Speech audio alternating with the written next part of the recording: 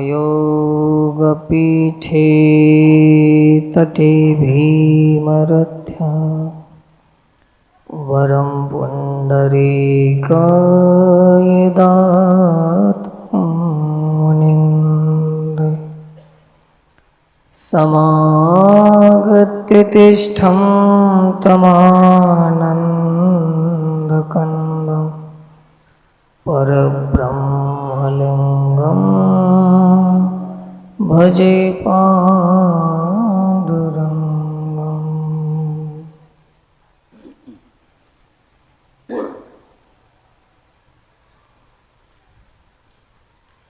जय जय विठ्ठल विठ्ठल विठ्ठल, जय जय विठ्ठल विठ्ठल विठ्ठल।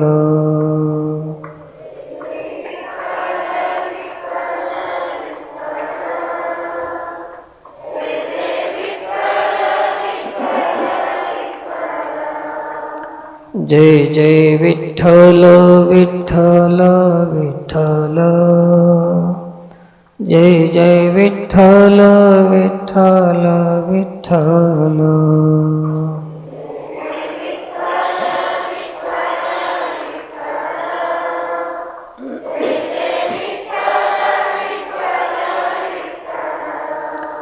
जय जय विठ्ठल विठ्ठल विठ्ठल,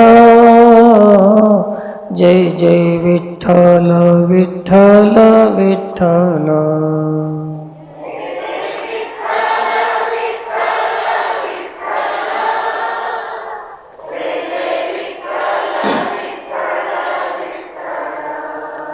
जय जय विठ्ठल विठ्ठल विठ्ठल, जय जय विठ्ठल विठ्ठल विठ्ठल।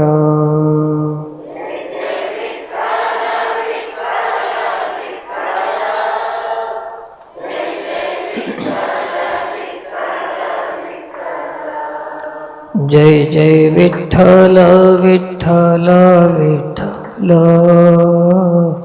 जय जय विठ्ठल विठ्ठल विठ्ठल।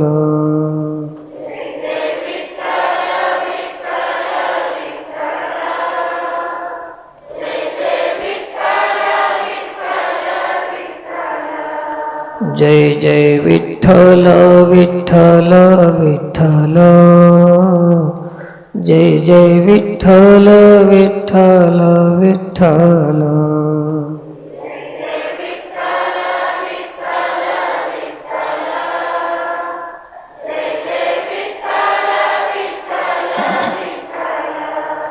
जय जय विठ्ठल विठ्ठल विठ्ठल।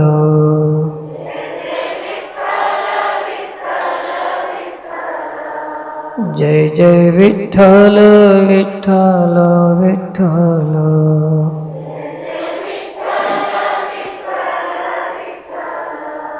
जय जय विठ्ठल विठ्ठल विठ्ठल।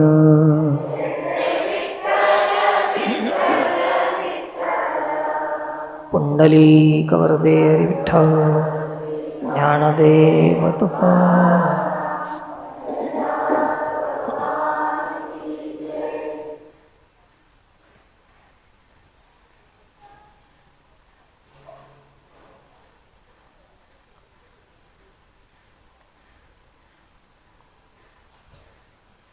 सत्संग कार्यक्रमामध्ये श्री गुरुचं स्मरण वंदन करून उपस्थित समस्त भाविकांना प्रणाम।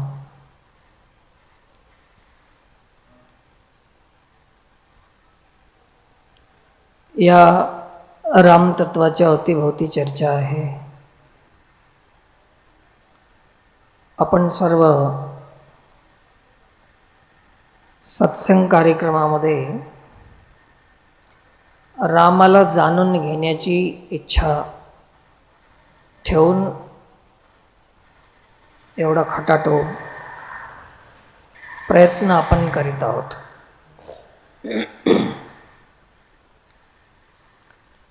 राम जाणून घेण्याच्या आधी शुभ कर्माची आवश्यकता आहे।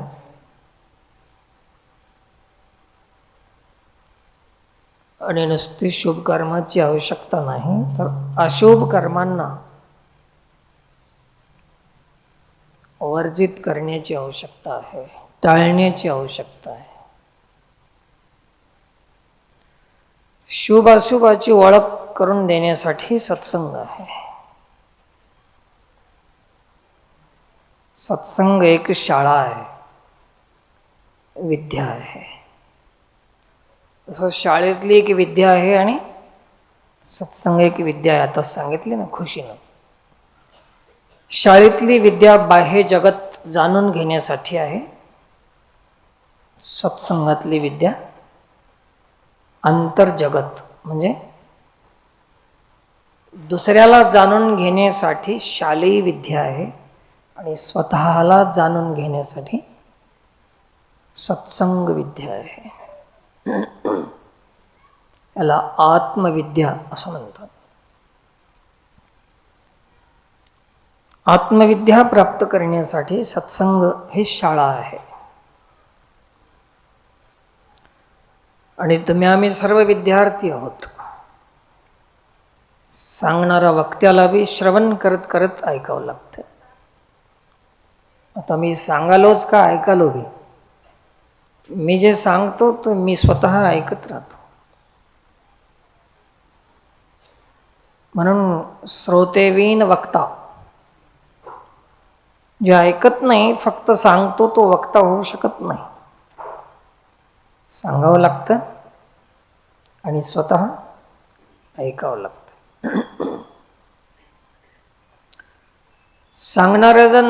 सांगणारा जर ऐकत नसेल तर ऐकणारे पुढे जातील आणि सांगणारा तिथंच राहून जाईल. अशी परिस्थिती होते. म्हणून सांगणे आणि ऐकणे दोन्हीची गरज आहे. आणि जेव्हा स्वयंची सत्ता प्राप्त होईल, परमात्म प्राप्ती होईल, तेव्हा न सांगायचं आहे ना ऐकायचं आहे. आता सांगणे पुसणे दोन्ही नाही.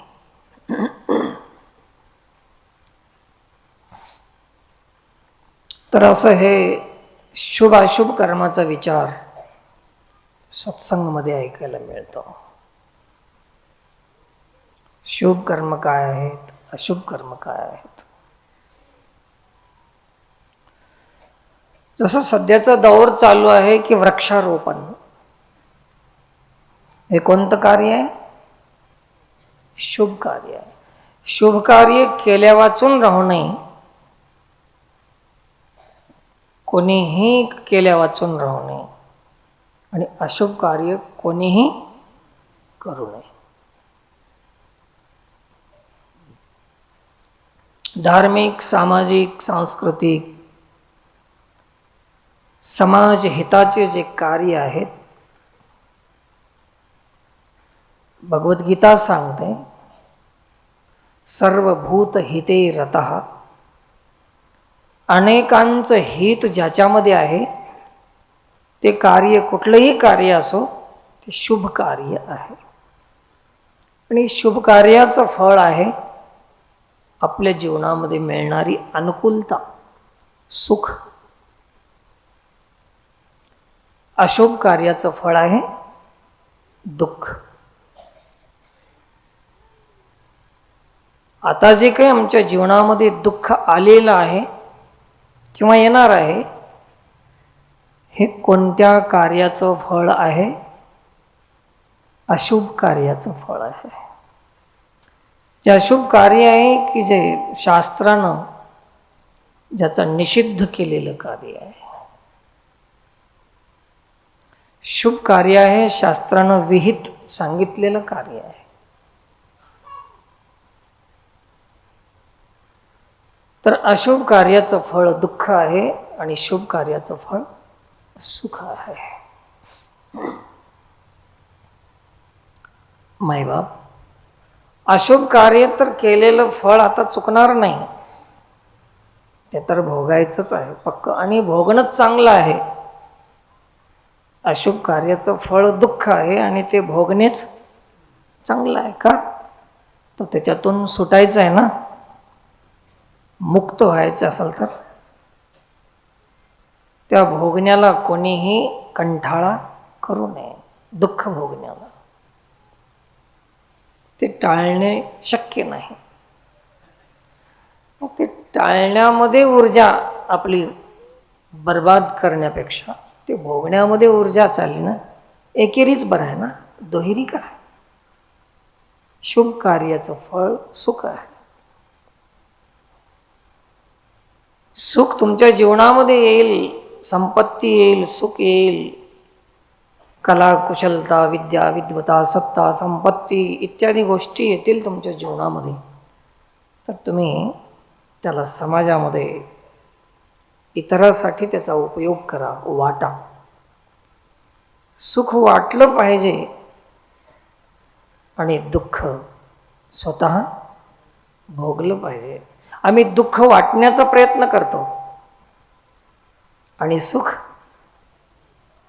दार बंद करून आपल्या आपल्या घरात भोगण्याचा प्रयत्न करतो. इथंच तर एक कठीणाई आहे आणि हे शक्य नाही. सुखाच्या वाटण्यामध्ये कल्याण आहे आणि दुःखाच्या भोगण्यामध्ये कल्याण आहे. भोगून संपवावं लागतं. तर दुःख टाळण्याचा प्रयत्न करू नये, परंतु एक प्रयत्न नक्की करावं की अशुभ कार्य जर आता करण्याची इच्छा होत असेल तर ते टाळण्याचा प्रयत्न करावं. का करावं? तर अशुभ कर्म करावं करू नये याची स्वतंत्रता ईश्वराने तुम्हाला दिलेली आहे. नवीन पाप करायचं नसेल तर हे तुमच्या हातात आहे आणि केलेलं पाप टाळायचं मात्र तुमच्या माझ्या हातात आता नाही. जर नवीन कर्म करायचे आहेत तर आता ते स्वातंत्र्य तुम्हाला आहे. तर झाड लावणे न लावणे हे कोणाच्या हातात आहे? आता तुम्ही असं म्हणा की माझ्या नशिबात आहे की नाही की झाड लावायचं, असं राहते का? राहत नाही तसं. या आमरसाच्या मोसममध्ये सर्वांनीच रस खाल्ला असेल ना. जर खाण्याचा अधिकार तुम्हाला आहे तर लावण्याचा अधिकार कोणाला आहे? परंतु आता असे अधिकारी पैदा झाले, खायचा अधिकार ठेवतात, लावायचा ठेवत नाहीत, पण वेळ आली तर झाड तोडण्याचा अधिकार ठेवतात. अशी मूर्खता वाढत चालली समाजामध्ये. अशुभ कार्य आहे, दुःख भोगावं लागल. काल मी निजामाबादहून, आज सकाळी निजामाबादहून आलो मी तुमच्यासाठी. तुम्ही तर इथून जवळून आलात, माझ्यासाठी आलात का? नाही ना. पूज्य श्री अवधेशानंदगिरी स्वामीची कथा ऐकायला गेलो होतो. ते काल सांगत होते कथेमध्ये त्यांच्या 10 मुलं पैदा करण्यापेक्षा एक मुलगी 10 मुलाची बरोबरी करते. काल त्यांनी सांगितलं कथेमध्ये. तेवढंच श्रेष्ठत्व आहे एका मुलीमध्ये 10 मुलात जेवढं आहे एका मुलीमध्ये. आणि 10 मुली पैदा करण्यापेक्षा एक झाड लावण्यामध्ये तेवढी श्रेष्ठता आहे. पिंपळ वृक्ष सांगितले त्याने. झाड कोणते बी लावा पण पिंपळ वृक्ष अजून श्रेष्ठ आहे. तर एक पिंपळ वृक्ष लावलं तर 10 मुलींचं दान दिल्यासारखं आपण आहे, पुण्य आहे. एवढं महत्त्वपूर्ण वृक्षारोपणाचा कार्यक्रम आहे, परंतु अजून कोणी त्याच्यामध्ये सक्रिय होत नाही. हे आपलं एक काम आहे, आपलं एक कर्तव्य आहे असं कोणीही समजून घेत नाही. एवढं सांगालो तर आम्ही तरी झाडं लावायची चर्चा कुठंच नाही, फक्त ऐकायचंच काय. असं ठरवा ना, एक तरी झाड मला लावायचं आहे. कोणीच ठरवत नाही. ज्याला जागा आहे त्याने तर लावा. आणि झाड लावण्याची जागा कोणाला मिळते? जे जाग झाले त्यालाच मिळते. झोपणाऱ्याला काय मिळणार? ठीक आहे, आता आपल्या सत्संगमध्ये झाडं आणलेली आहेत. जाते वेळेस ज्यांनी जागा असेल, जे जागा असतील, जागा असेल, त्यांनी एक झाड घेऊन जा. टाकून द्यायसाठी नाही, किंवा इथून घेऊन जाताना महाराजांनी बघावं याच्यासाठी घ्यायचं नाही. लक्षात असू द्या. लावायचं, त्या झाडाला जगवायचं, काठी कुंपण पाणी संरक्षण इत्यादी करायचं असेल, झाड घेऊन जा. जे काही असतील झाडं ते घेऊन जा, वाढवा झाडं. आता हे त्यावेळेस पाहिलं रस्त्याने हायवे रोडला झाडांची अशी लाईनच्या लाईन होती. सुंदर दृश्य होता. सौंदर्य तेरा ही तू ही है, तुकडोजी महाराज सांगतात. तर शुभ कार्य करण्याचा प्रयत्न प्रत्येकाने करावा. शुभ कार्य करण्याचा अधिकार सर्वांना आहे.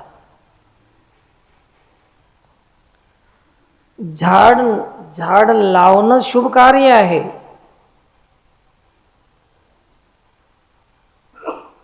झाड न लावणं अशुभ, झाड तोडणं अशुभ कार्य आहे. झाड लावणे शुभ कार्य आहे, झाड तोडणे अशुभ कार्य आहे. त्याचं फळ भोगावं लागते, दुःख भोगावं लागते. आणि झाड न लावू देणे किंवा लावणाऱ्याची निंदा करणे, हसणे, हे अधम कार्य आहे. कोणतं कार्य? अधम, नराधम कार्य. झाडं लावण्याची चर्चा होती. आम्ही बसलो होतो. काही भाविक लोक, श्रद्धाळू लोक आले आणि ते सांगू लागले की महाराज आम्ही 150 खड्डे केले, झाडं लावले, 50 लावले, 100 लावले, असं सांगत होते. तर 2 नास्तिक आले तिथं आणि ते म्हणायला सुरू केले, एवढ्या झाडांना काय होते देशाचं? मग तोडतो ते बी 50 तोडून टाक. हे अधम लोकांची संख्या वाढत चालली. अरे त्यानं त्याचं कर्तव्य कराले बाबा. 25 तर लावले ना, अरे 25 न काय होते असं म्हणण्याचा अधिकार कोणाला आहे? ज्यांनी 50 लावले असतील त्याला अधिकार आहे. पण हे किती झाडं तोडून खाल्लंय की पैसे करून, आणि ते म्हणाले 25 झाडांना काय होतं, म्हणजे याला तोडायला पाहिजे ना जास्त. अशा अधमांची संख्या वाढत चालली. सत्संगी मित्रांनो, अशुभ कर्म टाळणे आणि शुभ कर्म करणे ही विद्या आहे, शास्त्रविद्या आहे. शालेय विद्येमध्ये शुभाशुभाचा विचार नसतो. असतो का? केवळ डेव्हलप. परंतु अध्यात्मविद्या, आत्मविद्येमध्ये शुभाशुभाचा विचार असतो. ही विद्या आहे. माणसाला माणूस बनवण्याची विद्या आहे आत्मविद्या. माणसातला माणूस ओळखायची विद्या आहे आत्मविद्या. माणसातला आत्मा ओळखण्याची विद्या आहे आत्मविद्या. ही सत्संगातली विद्या आहे. अशुभ कर्म करणे बंद करावं. एकानं विचारलं की पुढचा माणूस जर आम्हाला विरोध करत असेल तर आम्ही गप्प बसायचं का? गप्प बसू नका, हरीचं नाम घ्या, आहे ना. तुम्ही हरीला प्रार्थना करा की हे हरी याची बुद्धी शुद्ध कर. माणसाच्या मागे लागू नका. त्यांनी थापड मारली म्हणून मी मारलो, त्यांनी शिवी दिली म्हणून मी दिलो, त्यांनी बुडविलं म्हणून मी बुडविलो. तर त्यांनी आपणाला चांगलं शिकवलं का वाईट? मग वाईट तुम्ही त्याच्याकडून शिकता तर ते तुमचा गुरु. तुम्ही त्यांचे जेवढं जेवढं तुम्ही दुसऱ्याकडून वाईट करायचं शिकलात ते तुमचे गुरु आहेत. असल्या वाईट गुरुचा त्याग करा, अशुभ कर्म टाळा. ठीक आहे, त्यांनी बुडवलं तुम्ही बुडवलं, त्यांनी शिवी दिली तुम्ही शिवी दिलं, त्यांनी हे करीत आलात. समजा तुम्हाला कुत्र्यानं चावलं, तुम्ही काय करणार? केलं तेच करायचं ना. जे पुढच्यानं जे केलं तेच आपण करायचं आहे. समजा कुत्र्यानं चावलं तुम्हाला, पिशाळ्या, तर तुम्ही काय करणार? सांगा ना. बदला घ्यायचं म्हणजे काय करावं? कोणाला चावणार तुम्ही? तसं अशी परिस्थिती आमच्या जीवनात ज्ञानाच्या विवेकाच्या अभावामुळे येत चालली. विचाराचा अभाव आहे, विवेक नाही, ज्ञान नाही. आम्ही लोकाचं शिकत गेलो पण शास्त्राचं मात्र अजून काही शिकलो नाही. शिकण्यासाठी शास्त्र आहे, समजण्यासाठी लोक आहेत. इतिहास साक्षी आहे, आपल्या समोर आहे. धृष्टता करणारे आणि नीच लोकांच्या कर्मामुळे त्यांना परिस्थिती, त्यांच्या जीवनात परिणाम काय आला हे आपणाला डोळ्याला दिसते ना. हे त्यांच्याकडून शिकून घ्या की नीच लोकांच्या कर्मामुळे काय झालं, आणि ते नीचता आपण सोडून द्यायची. पाहून तरी रावणानं सीता आणली, लई सुख मिळालं का त्याला? हे पाहून बी लोक अत्याचार सोडत नाहीत, व्याभिचार सोडत नाहीत. तर ही सगळी सारी सृष्टी आपल्यासाठी शाळाच आहे. वाईटामुळे काय होते, चांगल्यामुळे काय होते, हे सारे सृष्टीमध्ये आपल्याला प्रत्यक्ष पाहायला मिळते. प्रॅक्टिकल, प्रयोगात्मक आहे सृष्टी.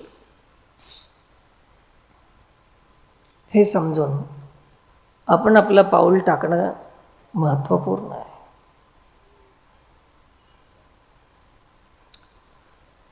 आचार वाचून आपल्या उपासनेला, साधनेला काहीही फळ मिळणार नाही.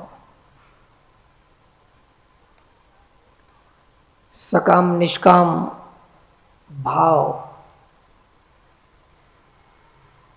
वैष्णवीनं सांगितले ना. आता सकाम भाव, निष्काम भाव. देव प्रसन्न झाला तर काही लोक देवाकडे मागतात, आणि देव प्रसन्न झाला तर काही लोक देवालाच मागतात. जे देवालाच मागतात ते संत झाले, आणि देवाकडे मागतात ते संसारी झाले. सकाम निष्काम. आणि देवाकडे मागलेली संपत्ती मिळणार तुम्हाला, परंतु बंधन त्याच्याबरोबर येणार. संपत्ती एक विपत्ती आहेच. तसं शरीर, सावली शरीराला सोडून राहत नाही, तसं संपत्ती विपत्तीला सोडून राहत नाही. तुमची आवश्यकता जी आहे तिथपर्यंत ते देवाची मर्जी आहे. शास्त्राचं म्हणणं आहे की हे तुम्हाला गरजेचं आहे, याच्यात काही बंधन नाही. पण त्यापेक्षा अधिक जेव्हा तुम्ही पुढे जातात तेव्हा ते तुम्हाला बंधन झाल्याशिवाय राहत नाही. काल स्वामीजी सांगत होते त्यांच्या कथेमध्ये, जेव्हा त्यांचं बोलायचं तर त्यांचं स्मरण करून सांगतो, चोरी करत नाही मी कोणाचे ज्ञानाचे. परीक्षिती राजाची कथा होती, ते डोक्यावर मुकुट घातला आणि त्याच्या विचारामध्ये परिवर्तन झालं, विकृत विचार झाले. कारण ते एका राक्षसाचा मुकुट होता आणि ते सोन्याचा मुकुट होता. ते इतरांना लुबाडून, अन्याय करून, आक्रमण करून कमावलेलं सोनं, त्या सोन्याचा मुकुट. तर अशा अनितीनं कमावलेल्या सोन्यामध्ये कलियुग स्थान करून बसते. सोन्यात कलियुग राहते, पण कोण्या? नाही तर हे ऐकून फटाफट काढून टाकसाल अंगावरला, इथून कोण घेऊन जाणार? अनितीनं कमावलेल्या सोन्यामध्ये, संपत्तीमध्ये, धनामध्ये, पैशामध्ये, प्रॉपर्टीमध्ये अनितीनं जेवढं कमावल्या जाते त्याच्यामध्ये कोण बसते? कलियुग बसते. आणि कलह लावल्याशिवाय, कलह म्हणजे भांडण, घरोघर भांडण आहे. बिना भांडणाचं घर जर कोणी देईल दाखवून, त्याला 51 रुपये इनाम.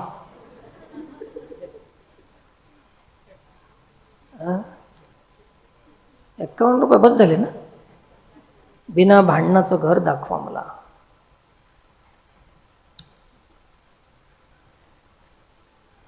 हा, बिना भांडणाचं घर एकच आहे, त्याला घरच नाही.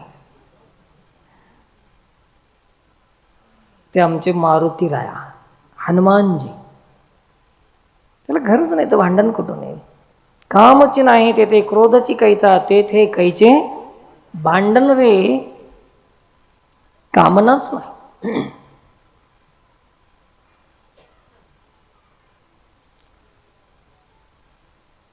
सुशेन डॉक्टरचं दवाखाना लंकेमधून हातावर घेऊन त्याला बाहेर घेऊन येता येते. द्रोणागिरी पर्वत जमिनीतून उखडून उपडून बाहेर लक्ष्मणाला संजीवनी आणता येते त्याला. तर त्या लंकेतून एक सोन्याचं घर घेऊन येता येत नव्हतं का? शक्ती नव्हती का? सामर्थ्य नव्हतं का? अरे होतं सगळंच, पण कामना नव्हती. आणि ही कामना नव्हती म्हणूनच शक्ती होती. समाज कार्य करण्याची शक्ती तेव्हाच येते जेव्हा कामना कमी होते.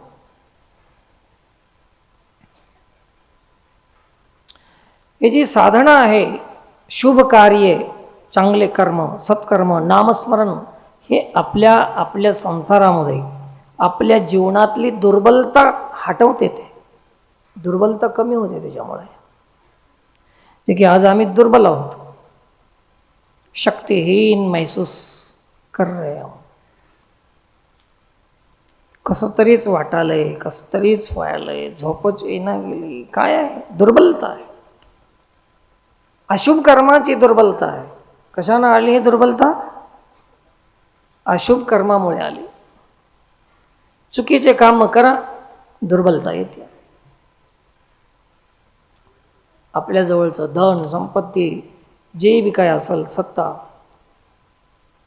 दुर्बलतेवर ते उपाय नाही. जागच्या जागी राहून जातात ते. स्वतः माणूस दुर्बल अनुभव करतो. पण दुर्बलता आपली हटवायची असेल तर शुभ कर्माची गरज आहे. सकामता काढून निष्काम कर्म करा. आणि शुभ कार्य त्यालाच म्हणतात की ज्या कामामध्ये स्वार्थ नाही, त्या कामाला शुभ कार्य म्हणतात. आम्ही आता लग्नाला बी शुभ कार्यच म्हणतो, शुभमंगल. अरे एवढा अमंगल त्या लग्नानंच तर होऊन गेले आजपर्यंत, आतापर्यंत. आम्ही नाव काय दिलं त्याला? शुभमंगल.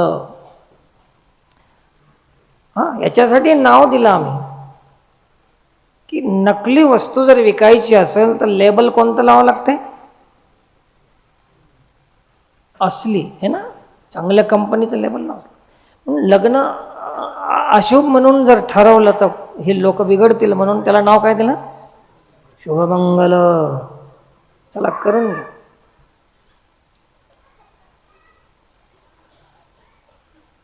पण लग्न शुभकार्य नाही, पण करून घेणं गेलं तर अशुभ झाल्याशिवाय राहत नाही.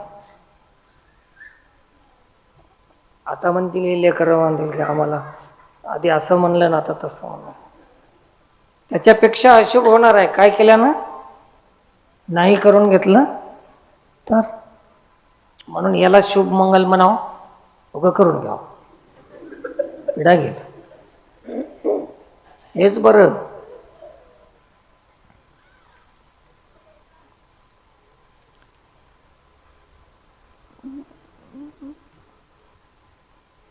अशुभ कार्य, दुसऱ्याचं हित ज्या कामामध्ये आहे ते शुभ कार्य आहे. आणि आपण कुठलंही काम केलं, बोलणं, करणं, देणं, घेणं, कार्य, क्रिया, कलाप ज्याच्यामध्ये इतरांचं अशुभ होते, त्रास होते, अन्याय होते दुसऱ्यावर, ते कोणतं काम? हे अशुभ कार्य आहे. हटकून आपल्या नानीचं पाणी रस्त्यावर सोडणं हे कोणतं कार्य आहे? त्याला दिसत असेल पाणी आता. कोण कोण सोडले? खड्डा करा, शोष खड्डा, त्याच्यामध्ये सोडा पाणी. रस्त्यावर सोडू नका. जाणाऱ्या येणाऱ्यांना त्रास होते, चिखल होते, त्याच्यामध्ये मच्छर होतात. ते मच्छर एका माणसाला चावते, त्याला डेंग्यू होते, त्याची लागण सगळ्या गावाला होते, हजारो लोक बिमार होतात. किती पाप आहे?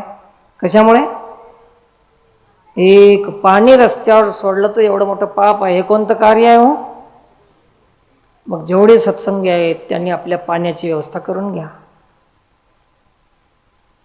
आता त्यांना माहित नाही, त्याला ठेवू द्या, काय करणार? पक्का सोडणार नाही पाणी. मग तुम्ही जर रस्त्यावर पाणी सोडणार गेलं तर शेजाऱ्याची दुश्मनी कशी, बदला कसा घ्यायचा? मग सत्संग. काय करायला आम्ही? सत्संग. आहे का सत्संग? अशुभ कार्य करण्यामध्ये सत्संग होत नाही. दुसऱ्याच्या अंतरास बसेल धक्का, ऐसी वर्तणूक करू नका. हे शुभ कार्य आहे. शिकायचं, थोडं थोडं शिका. काय करणार? ऐकून काय करणार? तुम्ही याच्यासाठी येत नाही सत्संगला आपला कापूस भरा यावं, आपला सोयावर रोग येऊ नये, सत्संग केल्यामुळे नोकरी लागाव. छी छी छी, कचरा आहे. आपल्या दिमागमध्ये कचरा भरलेला आहे. अरे कुठली साधना केल्यानं काहीच होत नाही. शुभ अशुभ कर्मामुळे फळ मिळते. आणि साधना याच्यासाठी करायची आहे की शुभ अशुभ समजण्यासाठी. हरिनाम याच्यासाठी घ्यायचा आहे, सत्संग याच्यासाठी घ्यायचा आहे, करायचा आहे की शुभ कर्मामध्ये आपणाला प्रवृत्ती व्हावी, शुभ कर्म करण्याचं सामर्थ्य, ताकद यावं म्हणून सत्संग करा. फळ तर तुमचं कर्म देणार आहे, सत्संग नाही. सत्संग तुम्हाला विवेक देते की कोणतं काम करावं, कोणतं काम करू नये. असा विवेक पाहिजे माणसामध्ये. छोट्या छोट्या गोष्टी जर तुमच्या अशुभ कर्माच्या जर तुम्ही काढल्या, हिशोब जर केलात तुम्ही, तर एक डायरी भरून जाईल. ते सगळे बंद करून टाका. अशुभ कर्म नक्की तुमचं चांगलं होणार आहे. परंतु महाराज, जर आम्ही आतापर्यंत दुसऱ्याचा छळ केलेला आहे, दुसऱ्याची अडचण बनलेलं आहे, आणि आता जर आम्ही ते कमी करू तर ते विरोधी लोक आम्हाला हारलं म्हणतील की आता.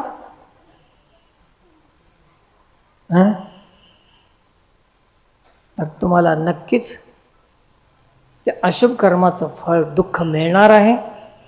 आता एका माणसापुढे जर हरणं गेला तुम्ही तर 84 लाख जन्म तुम्हाला हरावं लागतं, दुःखच भोगावं लागतं.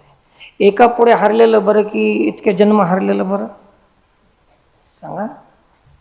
एक माणसापुढे हरायला काय हरकत आहे? हारून जा. पर धन देख कर थूक बराबर, पर निंदे से भैरारे, पर स्त्री से शंड बनकर करले हित अपनारे. राहा, सर्वाबरोबर राहा, परिस्त्री सोबत शंड बनवून राहा, नपुषक बनवून राहा इतर स्त्रियांसाठी, तुमचं कल्याण आहे. हरा तुम्ही.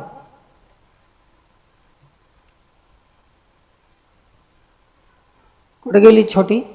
का गे? का? विमला सांगितली कबीरदास महाराज, मागणे आणि न मागणे हे कबीरदासाचा दुहा होता. त्याचा मागणं किती नीचता आहे. कबीरानं सांगितलं मागण्याबद्दल. ती गेली, तिला म्हणायला होत होतो अजून पण गेली. तर हे मागण्याबद्दल तिरस्कृत केलेलं आहे संतांनी, कबीरदासासारख्यांनी, अनेक महापुरुषांनी या मागण्यावर कितीतरी चर्चा केलेली आहे. मांगन से भीक भली, भिकारी होणं बरं काय की म्हणली तिनं असं. मांगना मरण समान काहीतरी असं म्हणले ना. मांगणं म्हणजे मरणा समान, मृत्यू की जैसा. संतांनी सांगितलंय, दास्य करू तुझे अनिका मागो खावया, दिग्गजाले जिने माझे पंढरी राया, दिग्गजाले जिने माझे पंढरी राया. काय मागावं? तर मागणं ही मरणात समान आहे. आणि आता तर सोयरीक मागल्याशिवाय होत नाही. कीर्तन भजन मागल्याशिवाय होत नाही. सत्संग देवाला मागल्याशिवाय होत नाही. मागण्यापेक्षा मरून जा. सत्संग मागण्यासाठी नाही, सत्संग शुभ अशुभ समजण्यासाठी आहे. शुभ अशुभाचा विवेक मिळण्यासाठी आहे. बिन सत्संग विवेक न होई, राम कृपा बिन सुलभ न सोई.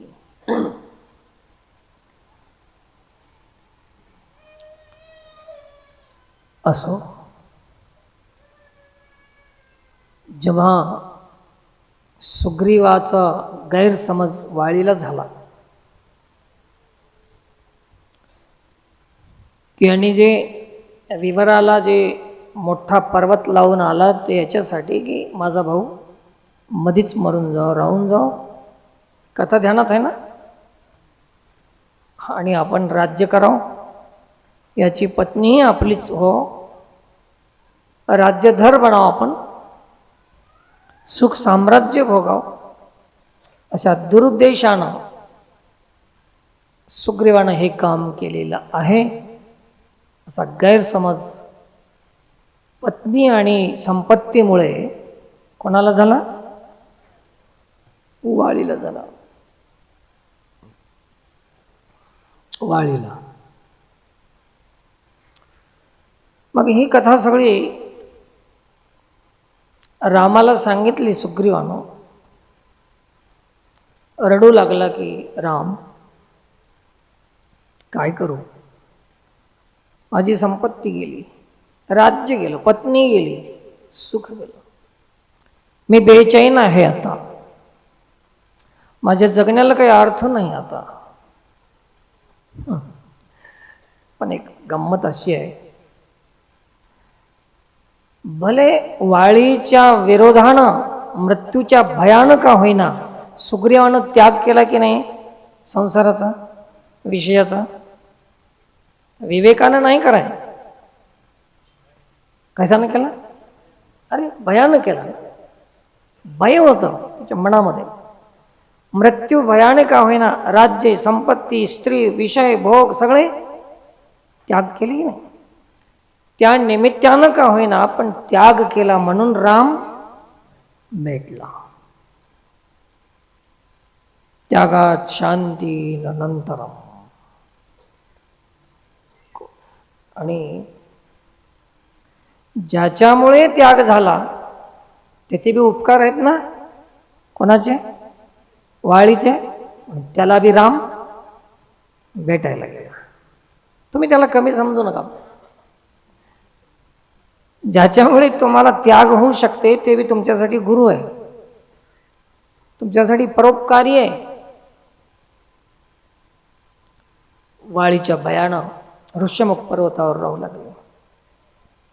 पर्वताच्या खाली उतरले. रामानं सांगितलं की आता वेळ लावू नको, लगेच युद्धाच्या मैदानामध्ये उतर. ललकार वाळीला, हुंकार केला, ललकार दिला, हे वाळी ये बाहेर. वाळी म्हणला अजून आलास का तू?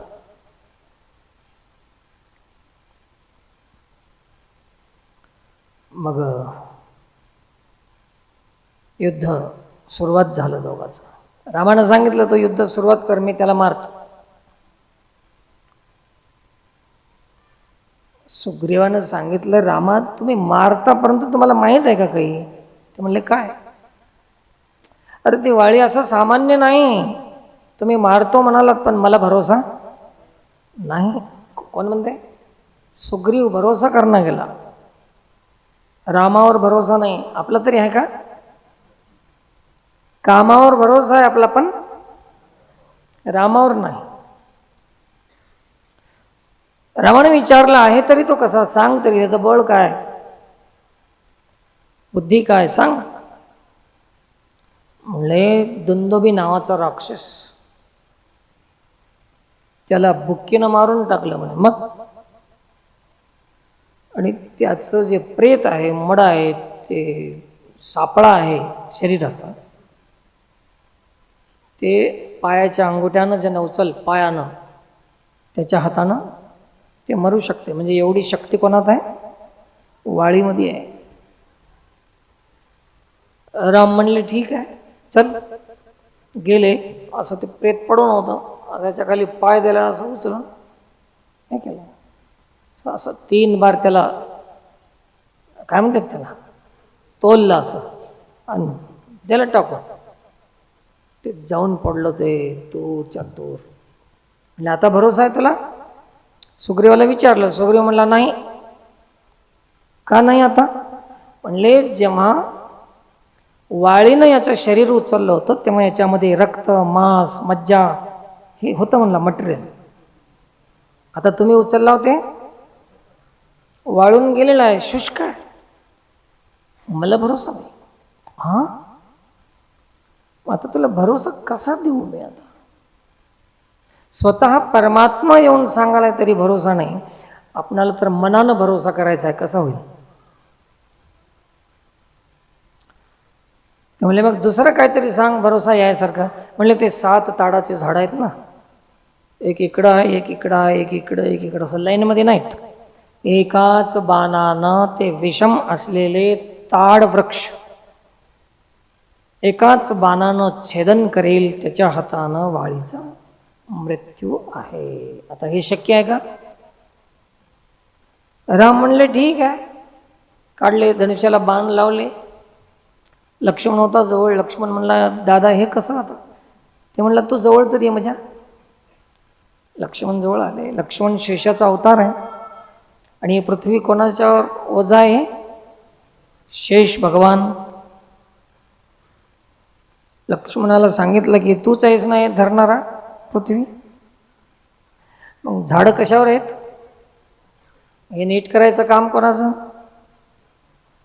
म्हणून धनुष्याला बाण लावला. इकडे हळूच लक्ष्मणाचा पाय तुडविला रामानं. असं जोरशे तुडविला बरोबर त्या असं अंग चोरून घेतला लक्ष्मण. जसं अंग चोरलं की तशी पृथ्वी अशी सरळ झाली. टाकून दिला बाण थाड आणि एकाच बाणामध्ये. म्हणजे आता सांग भरोसा आहे? वाटायला पण गॅरंटी तर नाही. आता काय करा? आता काय सांगावं लागेल? आता सांगा. जन्मल्यापासून आतापर्यंत मी उपाशी मेले नाही. मेलो? मारलं नाही उपाशी? आतापर्यंत कधी त्रास झाला नाही तुम्हाला? सगळं सहन करीत आलो. पावसातून वाचला, उन्हातून वाचला, हिवातून वाचलं, आतापर्यंत मरू दिलं नाही. कोण मरू दिलं नाही? मग आता तरी भरोसा आहे का?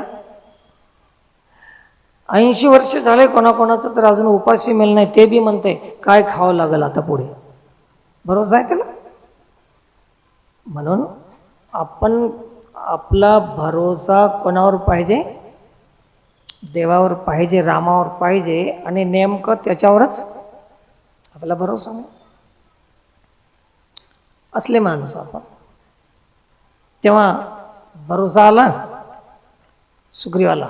हा म्हणले ठीक आहे, आता मी युद्ध करतो. उगाच हो म्हणून जाऊन ते मारून टाकते. बरं सुग्रीवा हे सांग म्हणले, तू वाळी ह्या पर्वतावर कस काय येत नाही? म्हणले वाळीला श्राप आहे. कोणाचा श्राप आहे? ऋषीचा श्राप आहे. कोण्या ऋषीचा श्राप आहे? मतंग ऋषीचा श्राप आहे. ऋषीला काय हे श्राप देण्याचं काय कारण? सांगतो म्हणले, जेव्हा दुंदुभी नावाचा राक्षस मेला, त्याला असं पायावर असं तोलून टाकून दिलं, तेव्हा ते मड असं चाललं होतं वाऱ्यानं, तर त्या राक्षसाचं रक्त मतंग ऋषीच्या आश्रमावर पडलं. छी छी छी छी, हे कोण रक्त आहे? राक्षसाचं रक्त आहे, अपवित्र झालं, अशुद्ध रक्त आहे. म्हणून मतंग ऋषीला राग आला आणि श्राप दिला की हे कोण टाकलं हे प्रेत, त्याला ह्या पर्वतावर जर आला त्यानं तर त्याचा मृत्यू होते. असा श्राप कोण दिला? मतंग ऋषीने दिला. म्हणून ऋष्यमुख पर्वतावर वाळी जाऊ शकत नाही. मग हे तुला कसं कळालं की मतंग ऋषीनं श्राप दिले म्हणून? त्यांनी सांगितलं की आम्ही पळून जाताना देवर्षी नारद मुनी भेटले मला, आणि त्यांनी सांगितलं की ह्या पर्वतावर तुला राहू शकतोस, बाकी कुठेही तुला जगणं शक्य नाही. पाताळात जरी गेलास तरी वाळी शोधून काढते तुला. फक्त एकच जागा आहे, ऋष्यमुख पर्वतावर तू राह. नारद मुनीच्या वचनावर विश्वास ठेवल्यामुळे, संतांच्या पायावर विश्वास ठेवल्यामुळे, संतांच्या पायी विश्वास ठेवलो म्हणून मी वाचलो रामा, आणि संतांच्यावर विश्वास ठेवल्यामुळे रामाची भेट झाली. त्यागामुळे राम भेटले, संतांच्या शब्दामुळे राम भेटले. तर सुग्रीवाला राम फुकट भेटले नाहीत. रामाचं काही बंध नव्हतं, आणि याच्या मागे असं होतं भूमिका होती. तर ठीक आहे म्हणले, ही कथा झाली. सुग्रीव मैदानात उतरला, युद्धाची सुरुवात झाली. सारे ऋषी मुनी देवता स्वर्गावरून लोक बघायला आले, युद्ध बघायला. असं घमासान युद्ध चालू झालं. थडका धडका, बुक्की, लाथा, कधी कधी आकाशात उडून वरच्या वरीच युद्ध व्हायचं, कधी जमिनीवर व्हायचं. जमीन हादरू लागली, न्हा उठू लागला, आवाज येऊ लागला दूर दूरपर्यंत. जसं ते ब्लास्ट करतात बघा बॉम्ब, हिरी फोडताना कुठवर आवाज येते, तसा आवाज येऊ लागला त्यांचा. जमीन हलायला लागली अशी. असं दोघांचं युद्ध चालू होतं. राम काही मारच ना त्याला. थकून थकून थकून गेला सुग्रीव. आणि तेव्हा वाळीनं आपला जो हार होता गळ्यामध्ये, विजयमाला, ती दाखवली त्याला. तर ह्याची शक्ती क्षीण होऊन गेली सुग्रीवाची. आता दोघं समान बळ होतं दोघांचं. आणि तेव्हा सुग्रीवाला कळालं की आता आपली शक्ती क्षीण झाली आणि वाळी मारल्याशिवाय राहत नाही, आणि राम काही आता करत नाही म्हणलं. तिथून उडून जाऊन ऋष्यमुख पर्वतावर पडला. की माहीत होतं की आपणाला वाचायचं असेल तर कुठं पडावं? ऋष्यमुख पर्वतावर जाऊन वाळी सुग्रीव पडला, प्राण वाचला. राम तिथं आले, रामाला बोलायला तयार नाही. कोण? सुग्रीव. धोका दिलास म्हणतो, मारतो म्हणून मला पाठवून दिलास. अशी मैत्री असती काय? हे खरं आहे का तुमचं? इत्यादी चर्चा करून त्यांच्याशी चर्चा होऊ लागली. रामानं सारं ऐकून घेतलं. त्याने म्हणलं राम बोल ना आता, तुझ्या भरोशावर मी मरून जाणार, माझा मृत्यू होणार. बरं झालं टळलं की मी ऋषमुख पर्वतावर आलो समजून, नाहीतर आज मेलो असतो. काय केलं असतो, खोटं बोलतोस का? मग रामाने सांगितलं तुझा आक्रोश कमी कर, राग कमी कर. रागात निर्णय कोणीही घेऊ नये, कोणताच बरोबर राहत नाही. तेव्हा त्याने शांत झाल्यावर रामानं सांगितलं की सुग्रीवा, अरे तुम्ही तुमचं दोघांचं समसमान बळ, शीळ, रूप, रंग, ढंग सगळं एकसारखी, वेशभूषा सारखी आहे. तुम्ही जेव्हा दोघं एका जागी भेटता तेव्हा वाळी कोण, सुग्रीव कोण हे लक्षातच येत नाही. समज मी जर बाण मारलो आणि ते जर वाळीच्या जागी सुग्रीव निघाला तर शरणागताला मारलं तर मला बी माझा प्राण द्यावं लागते, मी वाचू शकत नाही. असं संकट मला होतं. तुमच्या दोघांची ओळख मला होत नव्हती. मग काय करायचं? तर आता हनुमानजीला बोलून घेतलं, लक्ष्मणाला बोलून घेतले, म्हणजे याच्या बी गळ्यात माळ घाला.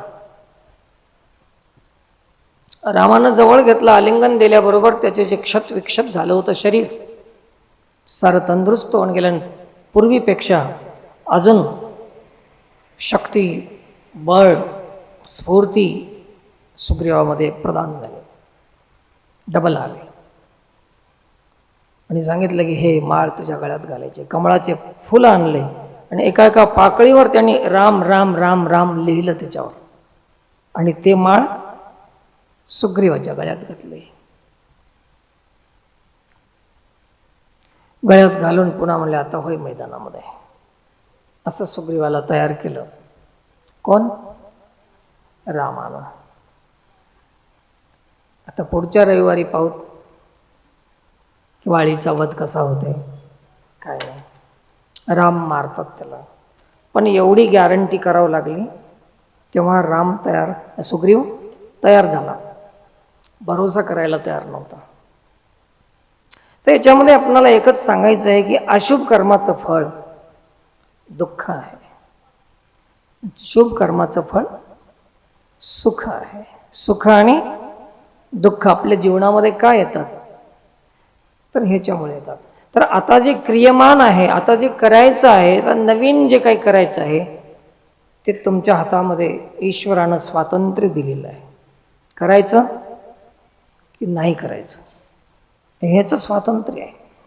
होऊन गेलेल्या केलेल्या कर्माचं स्वातंत्र्य तुम्हाला नाही. कर्मण्यवाधिकार असते, कर्म करण्याचा अधिकार तुम्हाला आहे, पण होऊन गेलेल्याच्या फळाचा तुम्हाला अधिकार नाही.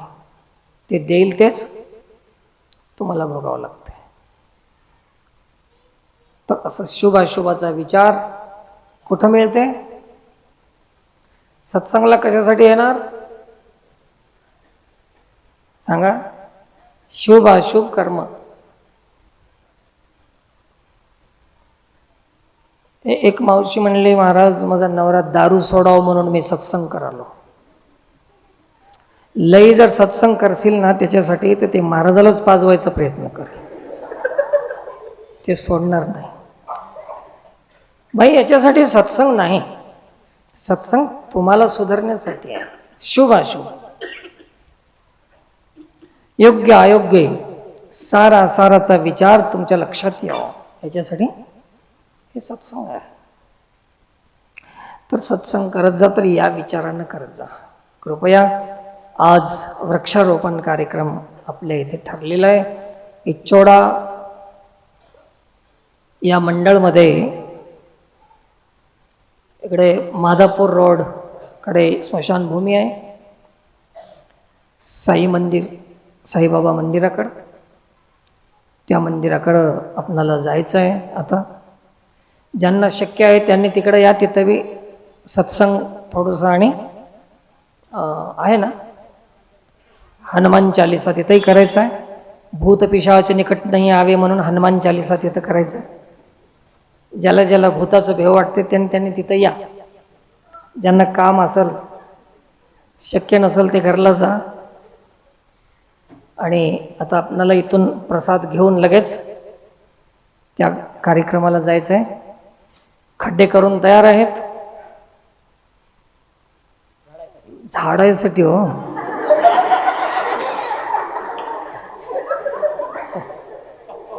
त्याच्यामुळेच थांबलो मी. हे खड्डे केल्यावर आम्ही कशाला यावं.